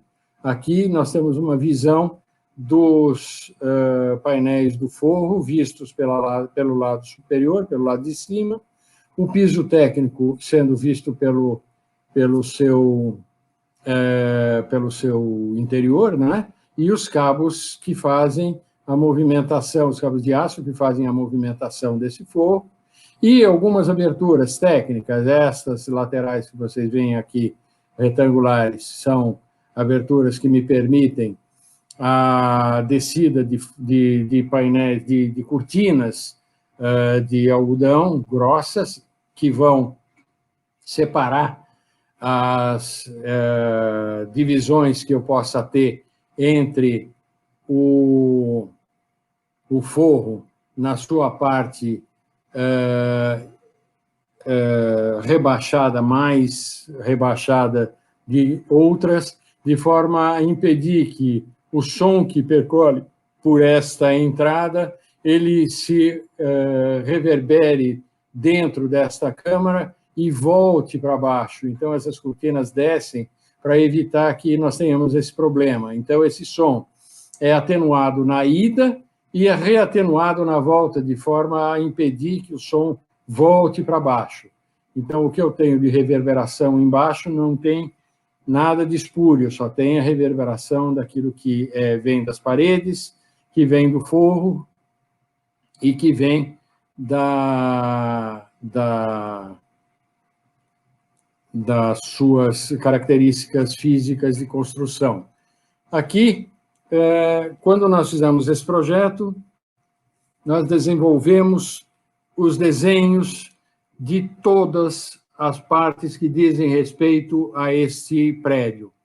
Nós fizemos o desenho das cadeiras, nós fizemos os desenhos das luminárias, nós fizemos os desenhos dos painéis de revestimento, nós fizemos os desenhos de toda a parte que diz respeito à arquitetura, nós fizemos o desenho de tudo aquilo que diz respeito ao prédio, de tudo aquilo que é a arquitetura do prédio. E este projeto só pôde ser feito porque, quando eu fui convidado para fazê-lo, para apresentar uma proposta para poder fazê-lo, eu já tinha 30 anos de atividade profissional pelas costas, eu já tinha conhecimento de engenharia suficiente para poder encarar a resposta que teria que ser dada à magnitude do projeto, e eu tinha condições de poder oferecer os desenhos de todas as partes que compunham esse trabalho e que me permitiam destinar as atividades, cada uma das atividades de engenharia que a gente teria pela frente.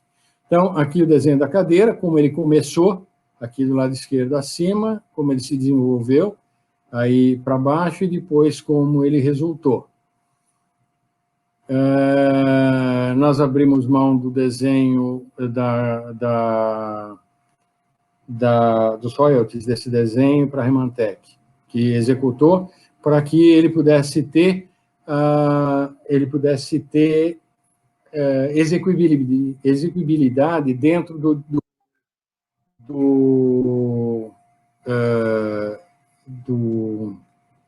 orçamento que se tinha para poder colocar todas as cadeiras. Aqui as cadeiras. E ela foi projetada de forma a não ter nenhum componente mecânico. Ela funciona com contrapeso, então ela se ajusta nos seus assentos no contrapeso, com um contrapeso que fica na base do assento, e todo o desenho foi desenvolvido para que ele tivesse 5 soluções de cadeiras diferentes. Eu tenho 5 alternativas diferentes de cadeira, todas elas usam os mesmos componentes básicos, mas a execução de cada cadeira é diferente das demais. Aqui, uma intervenção dentro do patrimônio histórico, onde nós colocamos uma escada que daria acesso a um mezanino, que foi criado para acesso à Sala São Paulo, e que foi executado com material diferente daquele que era utilizado originalmente, portanto, foi utilizado aço e madeira. E uma solução que também traz um pouco da memória do tipo de arquitetura que o Cristiano Stockler das Neves, como o professor Alessandro colocou logo no começo, foi o responsável por esse projeto, e esse projeto ele foi projetado segundo o estilo Luís XVI, em que a simetria era uma das tônicas dominantes do projeto. Então, aqui a gente tem a simetria da distribuição, da organização daquilo que fez parte da nossa composição de intervenção externa também. Aqui a Sala São Paulo, uma vista posterior do balcão interno e dos balcões laterais, da parte do fundo, e a gente está vendo o fundo, e aqui uma vista daquele balcão para o palco, onde o forro está colocado numa posição standard, numa posição flat, em que eu tenho a solução para a sala de concertos padrão em termos de solução de acústica. As salas de concerto, elas são calcadas num modelo de caixa de sapato, pela sua conformação, em função das suas características para a reverberação de um som dentro desse espaço, que seria dessa conformação de um paralelepípedo. Então, eu tenho um som que é transmitido a partir daqui, reverbera para todos os lados, para cima e para frente, para trás, e a partir disso ela cria uma condição de, dentro desse espaço, ter uma uma condição sonora de acústica adequada. Nós evoluímos disso e criamos a acústica variável através da movimentação das placas de forro acústicas que permitem a variação geométrica da sala, de forma a garantir uma nova reformulação acústica e garantir um afinamento da sala. Então, eu posso afinar essa sala, do ponto de vista de arquitetura também. Bem, como vocês viram, eu fiz um passeio por uma trajetória de vida, mostrando soluções de arquitetura para vários tipos de arquitetura, transitando por um universo bastante diferenciado de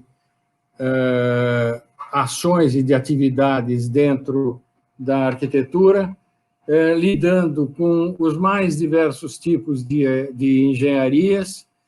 Eu tenho outros exemplos, mas é que não cabia aqui no tempo que a gente tinha disponível para poder apresentar para vocês, mas lá na escola eu apresento alguns tópicos especiais, levo vocês para passear e assistirem concertos na Sala São Paulo, assistirem a filmes e projeções na Cinemateca Brasileira, e faço exposições daquilo que a Cinemateca tem. Enfim, eu levo para vocês conhecerem algumas obras que a gente tem em tópicos especiais, de forma a garantir que vocês possam ter algum acesso a esse tipo de informação, algum acesso às necessidades para restauro e informações que vão, de alguma forma, exigir de vocês alguma qualificação em áreas diferenciadas da arquitetura e da engenharia, para que vocês possam produzir uma boa arquitetura. Só por curiosidade histórica, a Sala São Paulo teve 47 projetos diferentes de engenharia, projetos complementares que tiveram que ser coordenados por nós. Sem dúvida de que a engenharia faça parte do nosso universo. Ela, de fato, faz. Professor Nelson, muitíssimo obrigado pela sua apresentação. Acho que foi muito, muito, muito bacana. Foi um prazer enorme tê-lo aqui com a gente, contando isso. Acho que para os alunos que estão entrando agora no curso, acho que é um privilégio poder ouvir um arquiteto tão experiente, tão reconhecido, tão premiado e tão modesto. Surpreendentemente, apesar disso tudo, dessa produção, desse reconhecimento de uma modéstia surpreendente, uma modéstia rara na profissão. Então, foi muito, muito bacana essa apresentação. Eu queria só alguns comentários aqui, não tem muitas perguntas, tem muitos elogios, né? Alguns tantos elogios. Deixa eu ter uma pergunta do Fábio Eduardo Samoreira, que pergunta assim: professor Nelson, você havia dito que assim que entrou no Bote Rubim, se deu conta que aquilo que você sabia de arquitetura, o quanto você estava preparado pelo mar, não era suficiente. Quer dizer, se eu entendi a pergunta, parece que você sentiu que não estava preparado para trabalhar no Bote, no escritório, para depois sair do Mackenzie. Como você descobriu que o seu conhecimento não era suficiente? Pergunta o Fábio. Bom, aí, na verdade, o que acontece é o seguinte: eu não sou modesto, eu sou realista. Eu preciso estudar o tempo todo, e eu continuo fazendo isso até hoje. Quando eu entrei na Bote Rubim, eu verifiquei que aquilo que eu tinha de potencial não era suficiente para eu poder fazer projeto para eles. Então, eu tinha que, para poder projetar para eles, eu tinha que aprender coisas. Eu tinha que ser capaz de poder fazer isso. Eu não tinha essa qualificação. E, no fundo, era um pouco aquilo que meu pai dizia com relação à minha falta de talento e de qualificação de fato. Era uma coisa que eu tinha que adquirir e que, aos poucos, eu fui adquirindo com o tempo. Só o fato de eu trabalhar dentro da Bote Rubim e o nível de exigência, principalmente com a qualificação do detalhe, entendendo que muitas vezes a arquitetura está no detalhe, me fez compreender um jeito de ver a arquitetura diferente. Então, isso me ajudou a me formar na arquitetura que eu sou e, enfim, a percepção da sua ignorância, ela é função daquilo que você sabe, né? Então, quanto menos você sabe, mais tranquilo você fica, e quanto mais você aprende, mais você tem receio daquilo que você tem pela frente. Então, eu já vinha com um universo de aprendizado da faculdade que me permitiu entender que eu precisava ter alguma formação a mais para poder me formar, de fato, para poder me qualificar, para estar apto a atender as demandas que eu pretendia oferecer para o mercado de alguma forma, né? Perfeito. A Priscila Libonati diz: professor, você marcou minha vida. Agradeço pela sua dedicação e paciência. Priscila foi minha aluna. Me lembro bem dela. Bom, nós temos mais 5 minutos, não temos mais muitas perguntas, né? Então, eu queria mais uma vez agradecer o professor Nácio Dupré. Eu queria abrir para o professor Alessandro Castrovejo, que quiser comentar, fazer mais algum comentário, professor. Pronto. Não, eu queria, primeiro, ser muito breve. Nelson, muito obrigado, viu? Acho que em alguns momentos, algumas coisas nessa escola precisam ser feitas, uma chamada à ordem. Eu acho que a sua palestra coloca uma certa ordem no que é a nossa tradição e do que é a arquitetura. Eu acho que há muita narrativa, e nenhuma delas fala um trabalho exaustivo que é a arquitetura. Acho que há uma escolha de temas simplórias, reducionistas nessa escola, e no meu modo de entender, a arquitetura é tudo. É o hospital, o lugar da fábrica que as pessoas trabalham, o lugar do trabalho, o lugar do morar, os hospitais, todas essas tipologias que você enfrentou. Só para não me estender muito e não criar muita confusão para mim, a ideia é essa. Era essa a ideia do ofício que a gente queria chamar, era essa atenção que a gente gostaria que essa escola se atentasse, né? E que acho que em alguns momentos a gente precisa dizer determinadas coisas. Espera aí, arquitetura, e a arquitetura dessa escola é isso. Pode ser muitas outras coisas, mas ela é isso. E a arquitetura está no detalhe. Então, muito obrigado. E a arquitetura está no detalhe, Dupré. A quantidade de trabalho que você fez de metro quadrado construído dá até dor no corpo da gente, só de pensar. Né? Eu nem imagino 1000 horas, quantas 1000 horas de trabalho tem. Mas não é só o detalhe, é essa coisa de fazer arquitetura para a vida. As pessoas, às vezes, reduzem a arquitetura a muito poucas tipologias. Olha, não há coisa tão nobre quanto uma fábrica e um hospital. As pessoas vivem no trabalho. E essas coisas só funcionam com rigor, detalhe, muito trabalho. E eu ainda acrescentaria, no mundo real existe cliente, pessoas, gosto, confrontos, né? E você imagina tudo isso que você fez, lidando com uma gama extraordinária de profissionais e os clientes reais do mundo, né? E aí, apesar de tudo isso, boa parte da sua arquitetura é excelente, são coisas extraordinárias, é realmente uma empreitada, é mais ou menos aquele filme do Fitzgerald, sabe? Arrastando aquele barco, montanhas, Amazônia acima e descendo do outro lado, sabe? Eu acho que você tem um pouco essa coisa de arrastar aquele barco, sabe? Eu acho que é isso a dimensão que eu coloco no seu trabalho. Muito obrigado por ter participado aqui com a gente. Inaugurado, talvez, uma nova tradição nessa escola, que é falar de arquitetura mesmo e projeto. E começar obrigado a vocês com cultura, tá por bom? me escutarem tanto tempo. Bom, e bom também divertimento para aqueles que estão entrando. Um bom divertimento, eu desejo a todos. Legal, muito obrigado, professor. Eu quero agradecer a todo mundo que assistiu a apresentação.